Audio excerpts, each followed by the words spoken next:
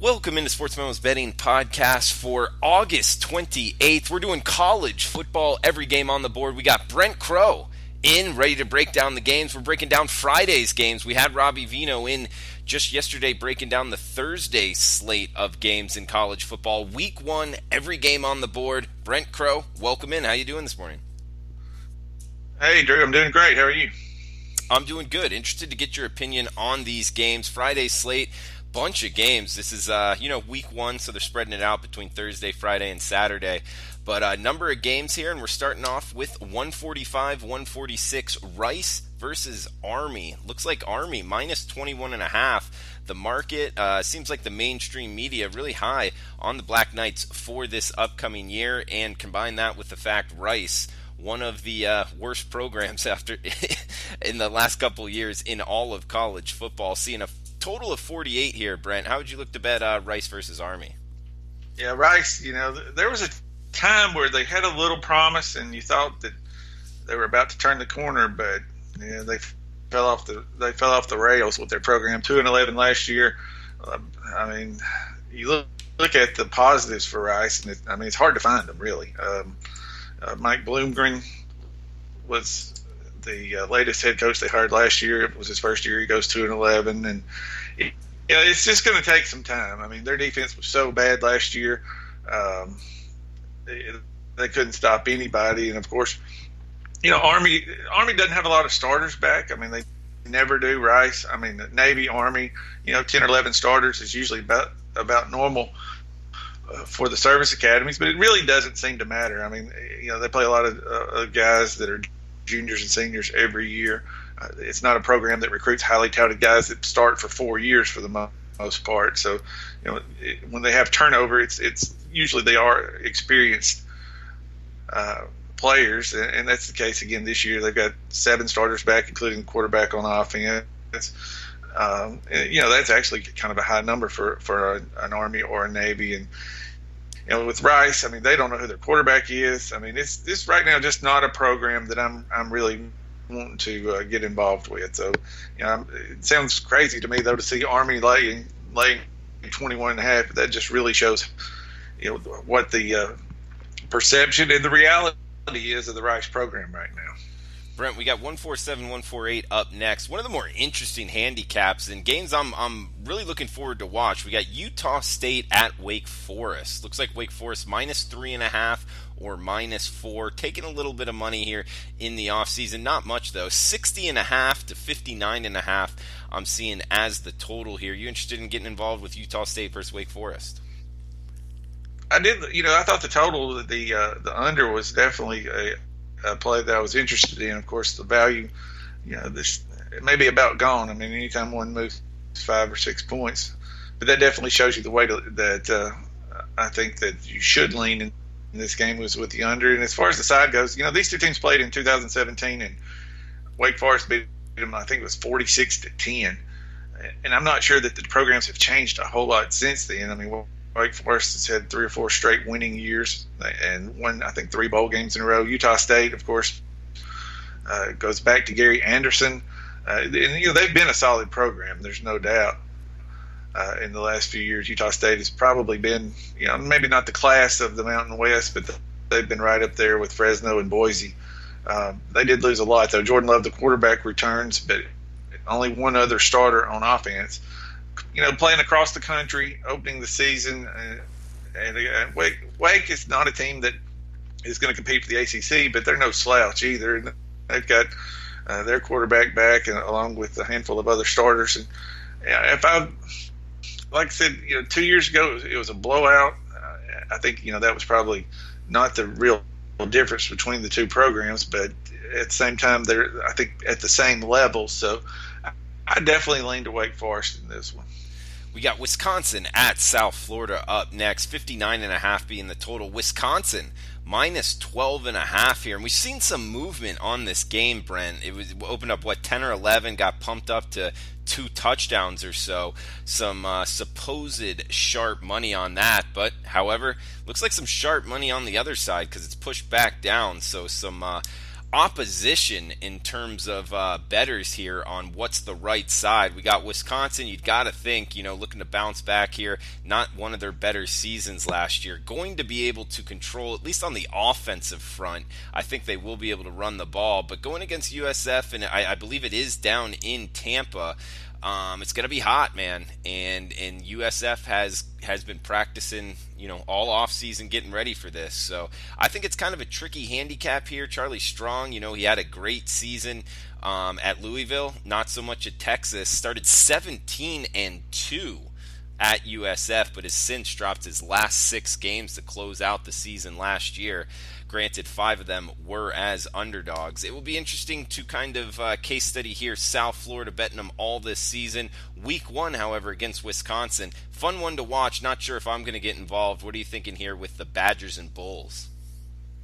Well, with South Florida, they got off to that 7-0 start last year, and if you look at the schedule, they didn't play anybody. The last 6 games they lost all 6, and then for the most part it was because they stepped up in competition. And I'm not a big Charlie Strong fan. I mean, he has had opportunities and really has never taken advantage of them. I mean, he's got a good reputation and whatever, but as far as building a program and keeping it at a elite level, he is. That's why he's at South Florida now.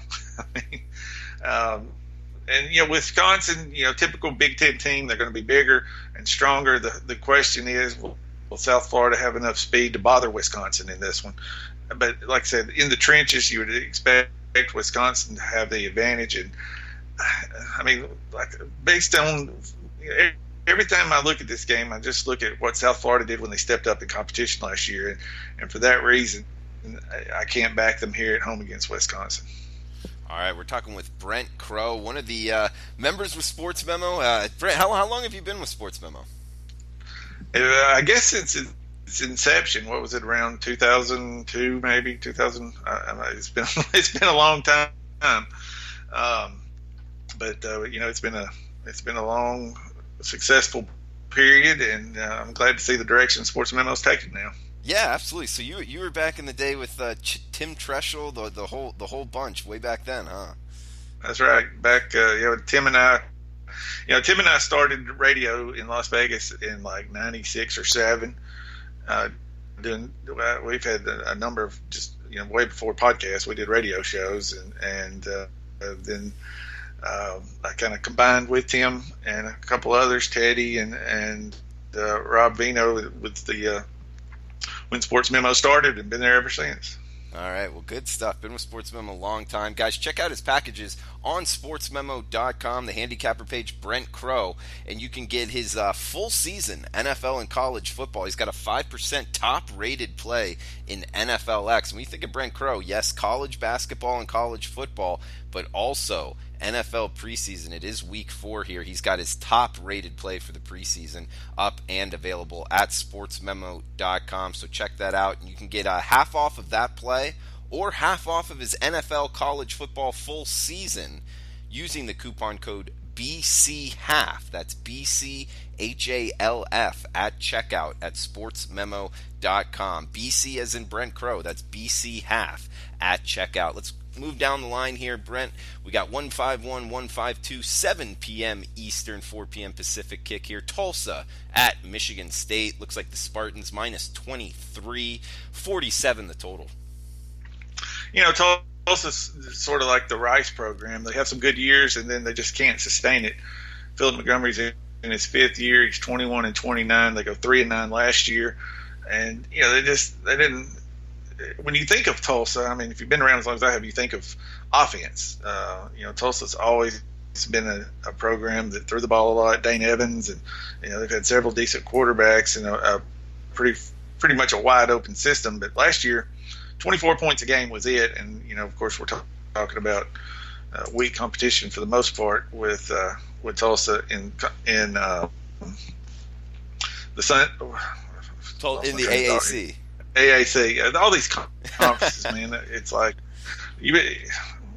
all the changes. I still have to think. I know the teams, but it's like, what was the name of it now? But anyway, when you're not supposed to average 24 points a game when you're playing in the AAC, and of course Tulsa struggles when they step up in class. Michigan State, not a team that's wide open, but they're not a 40-point a game team.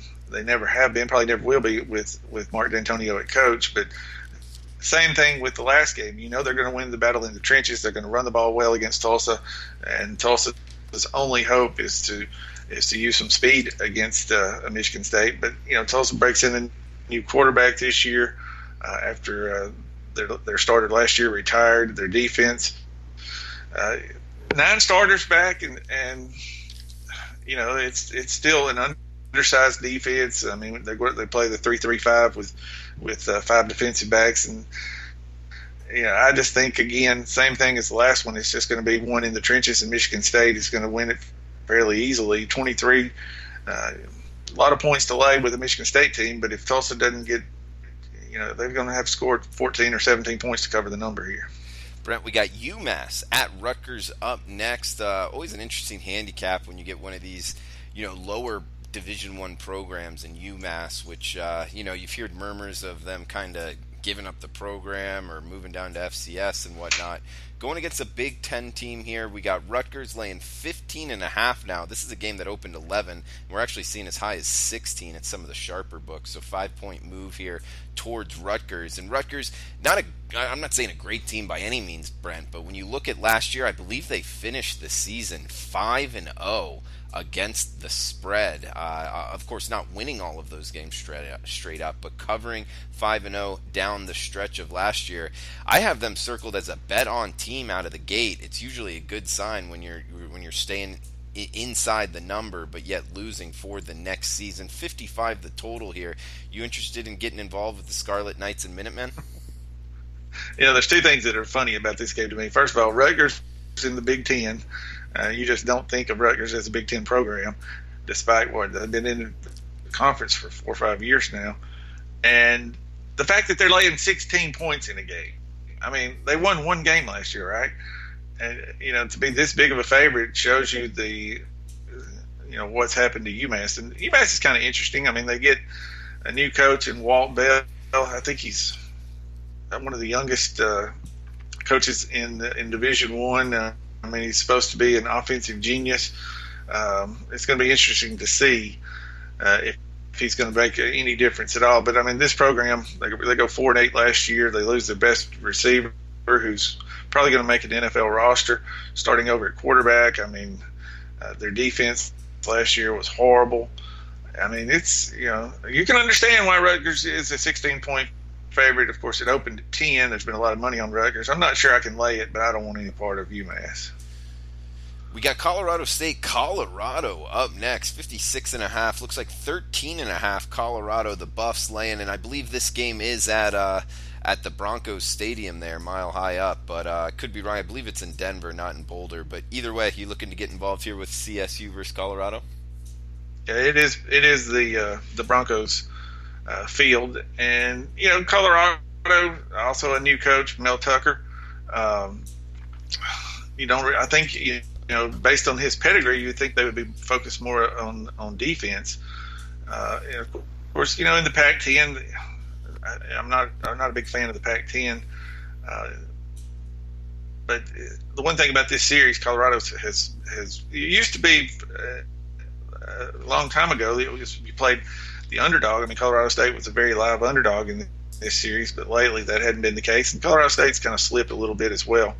Of course, a lot of times you saw this price in this game close to pick. I mean, there was. I don't think 13.5. You haven't seen a point spread that high in this rivalry, and I think it's deserved, though. I mean, the programs have changed a lot, and Colorado seems to be improving. Well, like I said, Colorado State kind of falling off a little bit. The total also has been a big mover. It went from 61.5 down to 55, and I think that's consistent with Colorado. Like I said, Mel Tucker is known for his defense, and you would think that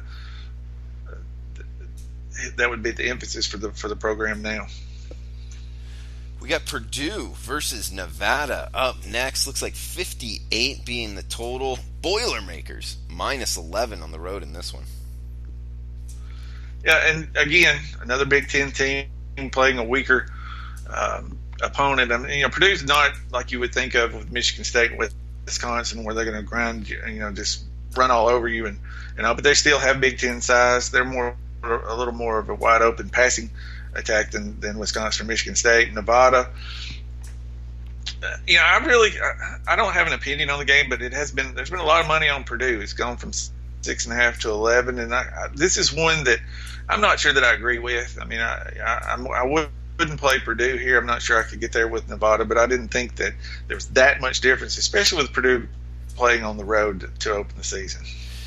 Brent, next game up, we got the Battle of the OSUs. Oklahoma State at Oregon State. Looks like 72 being the total. Minus 14, that's the Cowboys laying in this one. And I think this is an interesting handicap, mainly because of Oregon State. Obviously a down year last year in the Pac-12.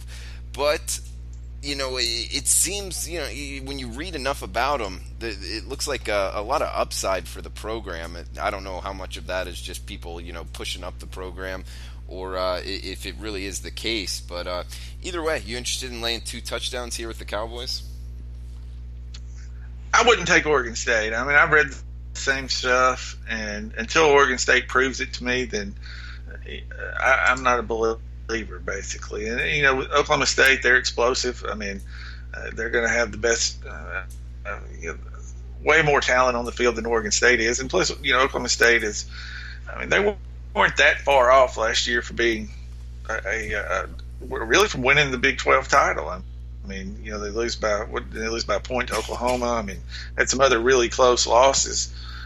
It kind of worries me that being on the road to open the season, sometimes they're not focused when they're not playing a marquee opponent. And Oregon State certainly doesn't scare anybody. I mean, Oregon State's got a lot of players back, but bad teams returning a lot of players doesn't automatically mean they're going to get that much better. So, the pedigree alone, I think the line is right, and Oregon State's going to have to prove something to me before I'm willing to get involved with them.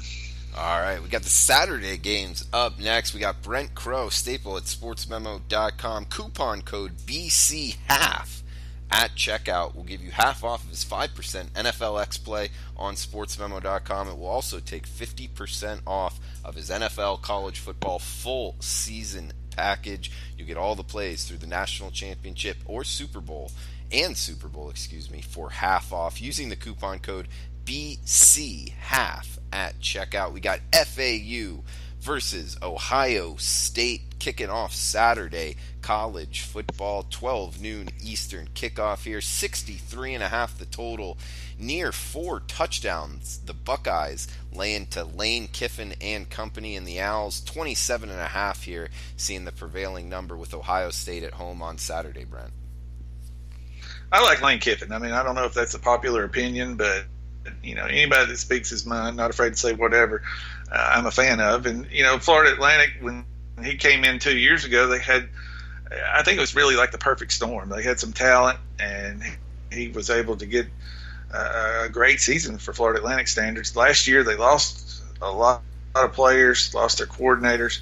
They slipped a little bit, 5-7, no bowl game. This year, they've got to replace some more quality players. Devin Singletary's going to be in the NFL.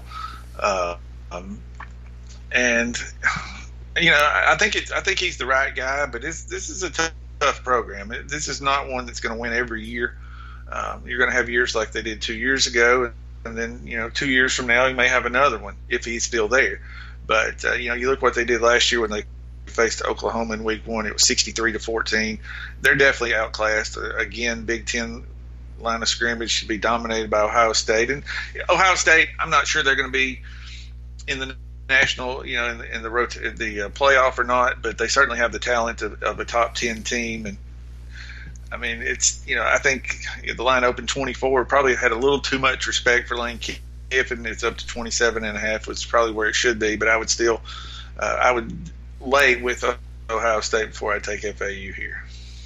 All right, Brent, we got a Sun Belt team versus a Big Ten team up next. One more game on this segment, then we will start off Akron versus Illinois with Joe Ranieri finishing off the every game on the board. Week 1 college football podcast. We got South Alabama at Nebraska.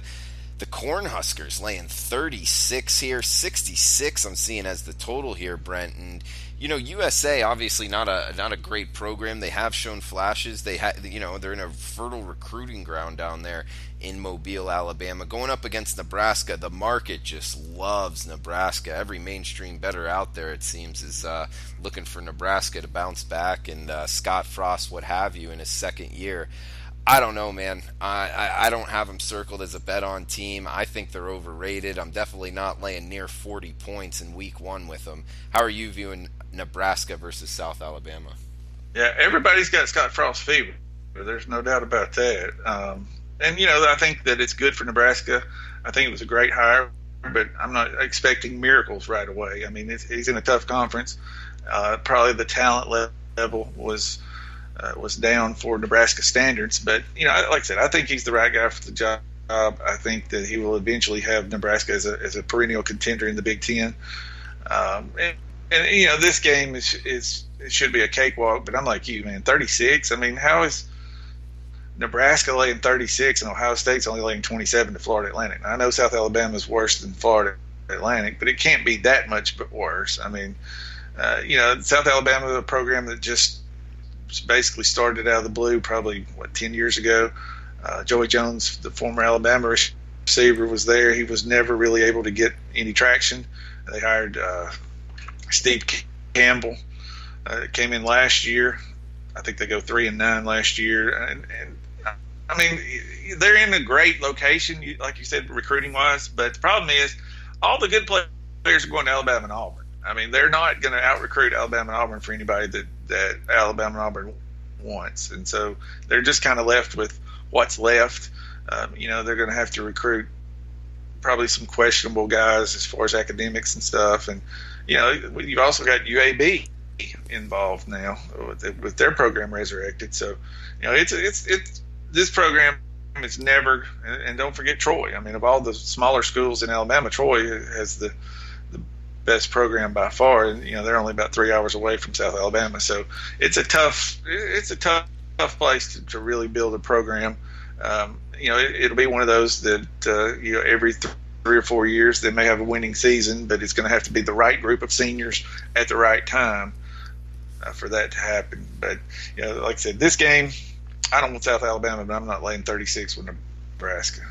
Good stuff, Brent. We got one game left, guys. Coupon code BCHALF at checkout, BCHALF at checkout for Brent Crow's NFL college football full season for 50% off, half off week one special here. He's also got his NFLX NFL preseason 5% top play. The coupon code will be active for that as well. ECU at NC State up next, Brent. We got 16.5, the Wolfpack laying at home, 53.5 the total.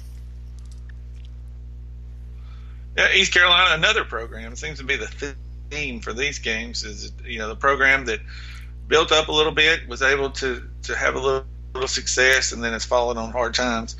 They go out and hired James Madison's coach, Mike Houston, and he was wildly successful at JMU. They had 2 national title game appearances, went 37-6. As far as pedigree goes, you couldn't ask for a better hire for East Carolina.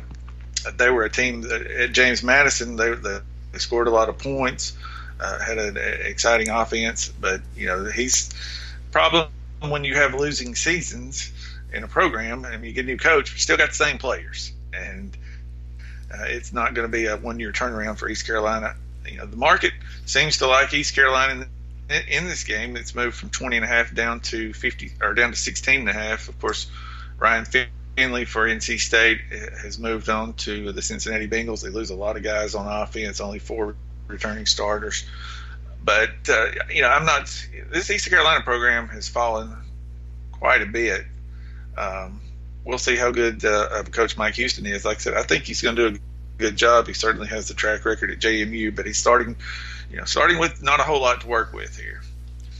All right, Brent. Great stuff as always. Check out Brent's stuff at sportsmemo.com. We'll have him on next week breaking down either college football or the NFL, every game on the board, which starts next week as well. So we got a lot of football coming up in the Sports Memo podcast. We will be right back breaking down rotation numbers 167 through rotation number 200, the Saturday college football card with mid-major Matt. After that, Joe Ranieri, the closer, on the podcast. And if you're interested in Thursday night's games, we got Robbie Vino already posted on the Sports Memo podcast tab, breaking down the Thursday night college football action. So stay tuned, guys. A lot of college football betting action breaking down on the podcast. We'll be right back with mid-major Matt.